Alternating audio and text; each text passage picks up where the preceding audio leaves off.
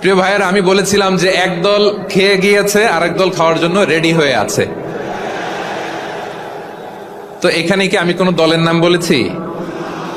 বাংলাদেশে 48টা প্রায় নিবন্ধিত রাজনৈতিক দল, কোন দলের নাম আমি বলিনি।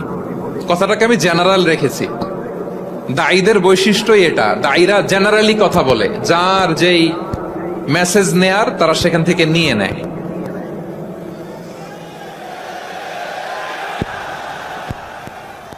হেরে যাবে ওদের হিংসা, ষড়যন্ত্র, জিতে যাবে আমাদের ভালোবাসা। যারা আমাদের বিরোধিতা করে, আমাদের ব্যাপারে ঘৃণা ছড়ায়, তাদের জন্য আমাদের বুক ভরা দরদ আর ভালোবাসা আছে না নাই? কারণ ভালোবাসা দিয়ে যা জয় করা যায়, কঠোরতা দিয়ে তা পারা যায় না। তো যারা বিরোধিতার জন্য আমাদের আলোচনা শুনেন, তাদেরকে ওয়েলকাম। যারা আমাদের আলোচনা আউট অফ কনটেক্সট নিয়ে এক জায়গার মাথা আর এক জায়গার লেজ জুড়ে দেন, তাদেরকে ওয়েলকাম। গত সপ্তাহে আপনারা জানেন, খুলনা বিভাগের প্রোগ্রাম আমি দিয়েছিলাম যশোরে, আদ্দিন ফাউন্ডেশনের উদ্যোগে।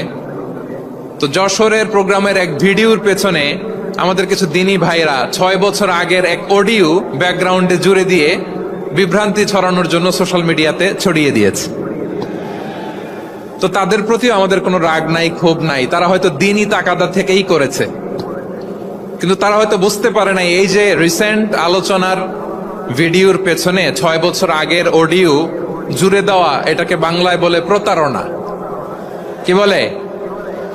প্রতারণা, ধোঁকাবাজি। এখনকার আলোচনার ভিডিও আর ব্যাকগ্রাউন্ড এডিট করে লাগিয়েছে 6 বছর আগের অডিও। এটারে প্রতারণা বলে, ধোঁকাবাজি বলে। আর বিশ্বনবী বলেন, মান গশানা ফালাইসা মিন্না, the person who deceives us he is not among us. যে আমাদেরকে ধোঁকা দেয়, সে আমাদের অন্তর্ভুক্ত নয়। তো বিশ্বনবীর এই হাদিস তারা মনে রাখে না।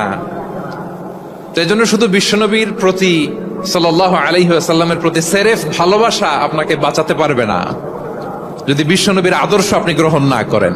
তার জলজান্ত প্রমাণ, আবু তালেব বিশ্বনবীকে অনেক ভালোবেসেছেন আলাইহিস সালাতু ওয়াসসালাম। পলিটিক্যাল শেল্টার, ফিনান্সিয়াল শেল্টার, সব ধরনের শেল্টার তিনি দিয়েছেন, কিন্তু বিশ্বনবীর আদর্শ মানেন নাই। মুক্তি মিলবে? হ্যাঁ, আওয়াজ করে বলেন, আবু তালেবের কি মুক্তি মিলবে? তাহলে সেরেফ ভালোবাসা আপনাকে বাঁচাতে পারবে। তারা এই সমস্ত কাজ করেন আমাদের ভাইয়েরা, তাদের জন্য আল্লাহ তাআলার কাছে আমরা হেদায়েতের দোয়া করি। আবার আমি দেখেছি, আমার গত সপ্তাহের যশোরের আলোচনার একটা লাইনকে কেন্দ্র